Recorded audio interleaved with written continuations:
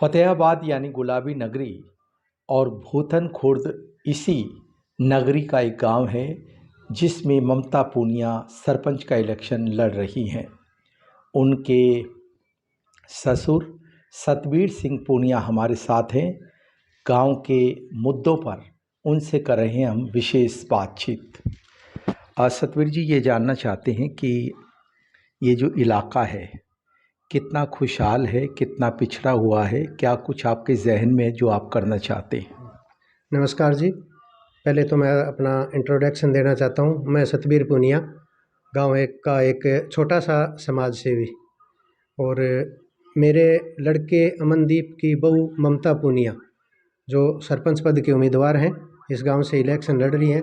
तो मेरे गांव का हिस्सा है भुत्थन खुर्द, काली काकरा, खेड़ेवाड़ा और ढाणी बिश्नोइयाँ। तो पहले तो मैं हाथ जोड़ के सभी भाइयों से वोटों की अपील करता हूँ कि हमारा साइकिल का निशान है, जो आम आदमी को पता होता है साइकिल एक हर घर की ज़रूरत है।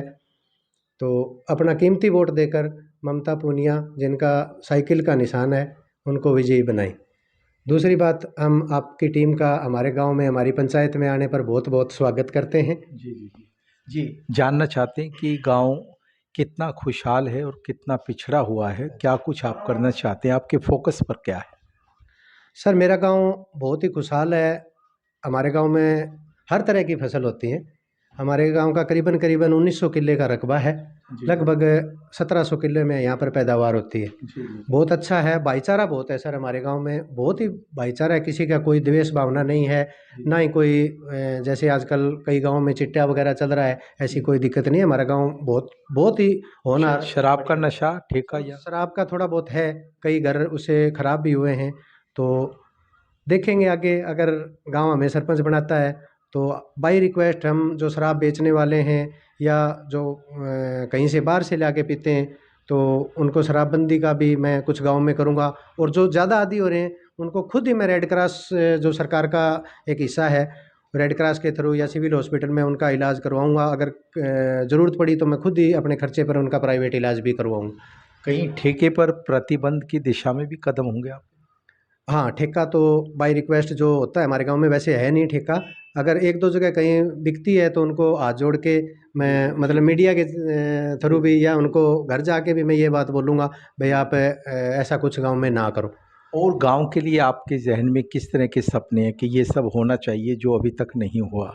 सर देखो, सपने तो बहुत बहुत ज़्यादा है मेरे मन में, लेकिन एक सबसे बड़ी समस्या ये है, हमारे गांव में कई घर ऐसे हैं जो वोट तो हमारे गांव में हैं, रहते किसी के खेत में कहीं ज़मीन बीज रखी है। मतलब 30-40 परिवार ऐसे हैं जिनके सिर के ऊपर छत नहीं है।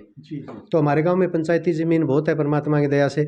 तो 1-2 किले मैं डीसी साहब से या हमारे एमएलए मंत्री साहब से, उनसे मिलके 1-2 किले के अंदर 3-3 4-4 मरले के जो प्लाट होते हैं, जैसे पहले भी हमारे गांव में कट चुके हैं, तो वो प्लाटें कटवाऊंगा। और उनमें ये जो प्रधानमंत्री आवास योजना है, या और भी कोई सरकार मोदी जी का ऐसा कुछ प्रपोजल होगा, उस हिसाब से मैं उनका मकान बनवा के उनको एक छत ज़रूर दूंगा सर। सड़कें, बिजली, शिक्षा, स्वास्थ्य, इन दिशाओं पर किस तरह के कदम रहेंगे आप? सर, शिक्षा के मामले में हमारे गांव में मिडिल स्कूल है, एक ढाणी बिश्नोइयाँ में है, वहाँ पर छोटा स्कूल है। तो हमारे टीचर की थोड़ी सी समस्या है, तो पहला कदम उस हिसाब से भी लगाओ। शिक्षा की बात करो आप, तो शुरुआत में ही मैं जो महकमा है शिक्षा विभाग का, उनसे मिलके हमारे गांव में 1-2 टीचर की कमी है जैसे, तो वो मैं शुरुआत में पूरी करूंगा। बाकी गांव में से जितने बच्चे हैं उनको भी मैं ज़्यादा से ज़्यादा सरकारी स्कूल में ले आने की कोशिश करूंगा। दूसरी चीज़ है सर, गंदे पानी की निकासी। मेरे गांव में बहुत बड़ी निकासी की ये प्रॉब्लम है। तो हमारे जोड़ का पानी सारा ही गंदा हो चुका है, गांव का पानी आता है। तो इसमें एक पाइपलाइन का सिस्टम बना के हमारे गांव से थोड़ा सा दूर एक जोड़ और है, उसमें गंदा पानी पहुंचा देंगे, एक मोटर वगैरह या पंप सेट लगवा देंगे। कुछ एक पाइपलाइन जो पुरानी बिछी है, खेतों में कनेक्शन करवाऊंगा मैं इसका। तो ज़मींदार भाइयों को जैसे धान की फसल में, कणक की फसल में पानी की ज़रूरत होती है, वहाँ एक इंजन लगा होता है, तो इंजन की तरह उस पानी खेतों में चला जाएगा और गाँव में बदबू वगैरह नहीं आएगी। और एक समस्या सर है, हमारे बूढ़े बुजुर्गों को, नौजवान साथियों, बच्चों को एक शाम के बैठने के लिए एक पार्क की ज़रूरत है। तो हमारा एक मंदिर है, मंदिर के अंदर एक बाउंड्री के अंदर ही हमारे 4-5 मंदिर हैं, उनके आगे जो जोड़ है उसमें पानी गंदा हो रहा है, उसके अंदर भर्ती करवा के एक छोटा सा मिनी पार्क, बढ़िया वाला पार्क बनवाएंगे। तो शाम को कोई माता बहन बुजुर्ग भाई वहाँ बैठ के अपना टाइम पास कर ले, बच्चे बच्चे खेलते रहे, उसमें झूले वगैरह लगवाने का मेरा मन है। जी जी जी। यानी कि फूलों की खुशबू से हाँ, मंदिर फूलों भी की खुशबू से सराबोर हो।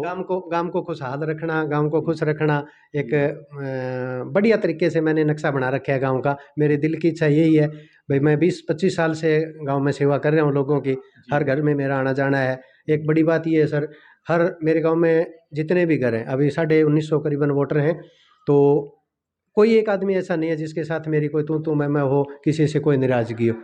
मतलब परमात्मा की दया से ऐसा मेरा मतलब रसूख मान के चलो आप, हर परिवार से। डोर टू डोर के तहत जो जनसंपर्क अभियान आपका है, किस तरह का रुझान लोगों का मिल रहा है और किस तरह के सवाल तकलीफ जो हैं लोग आपसे साझी कर रहे हैं? सर हमारे गांव में 3 कैंडिडेट हैं मौके के, तो हम डोर टू डोर जाते हैं, मैं भी जाता हूँ, हमारे बहू है वो भी डोर टू डोर जाती है। वो यही कहती है पापा आके शाम को, भाई गांव में एक तो पानी की निकासी की है, 1-2 सड़कें गांव में कच्ची रह रही हैं, वो समस्या है।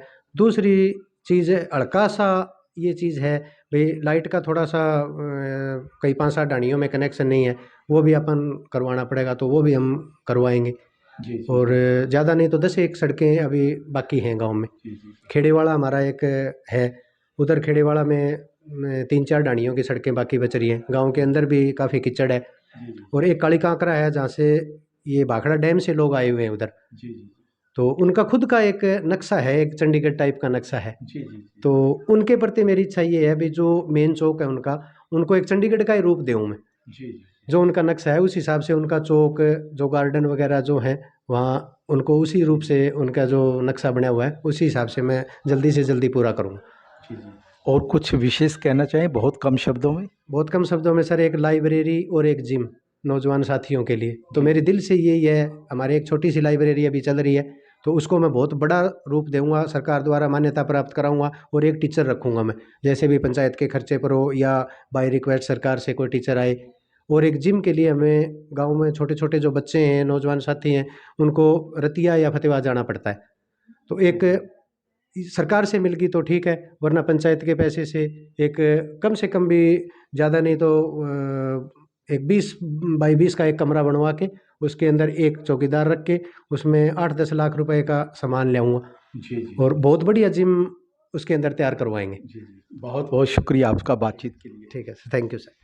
तो ये थे सतबीर सिंह पूनिया जो हमसे बातचीत कर रहे थे। सचमुच सियासत वायदों से चलती है, लेकिन भविष्य वायदे निभाने से है, और इसी भविष्य की बात कर रही हैं सतबीर सिंह पूनिया।